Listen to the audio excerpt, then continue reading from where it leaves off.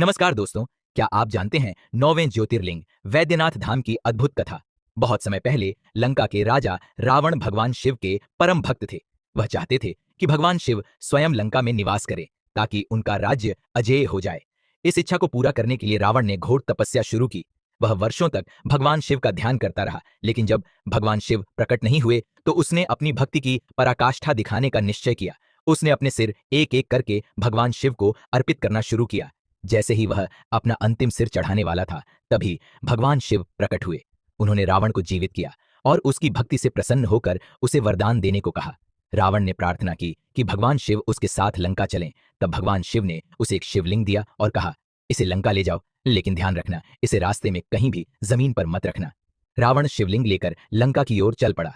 देवताओं को चिंता हुई कि यदि शिवलिंग लंका पहुंच गया तो रावण और भी शक्तिशाली हो जाएगा। तब भगवान विष्णु ने एक लीला रची। उन्होंने एक छोटे बालक का रूप धारण किया। लंका लौटते समय रावण बहुत थक चुका था और उसे लघुशंका के लिए रुकना पड़ा। उसने उस बालक से कहा कि वह थोड़ी देर के लिए शिवलिंग पकड़ ले। बालक ने कहा, मैं ज्यादा देर तक नहीं रुकूंगा। जैसे ही रावण वहां से गया, बालक रूप में भगवान विष्णु ने कुछ समय बाद शिवलिंग को जमीन पर रख दिया और वहां से चले गए। जब रावण वापस आया तो उसने बहुत प्रयास किया, लेकिन वह शिवलिंग को उठा नहीं पाया। तभी आकाशवाणी हुई, भगवान शिव अब इसी स्थान पर वैद्यनाथ ज्योतिर्लिंग के रूप में स्थापित हो गए हैं। कहा जाता है कि भगवान शिव ने रावण के घावों को ठीक किया था। इसी कारण उन्हें यहाँ वैद्यनाथ कहा जाता है। जय बाबा वैद्यनाथ।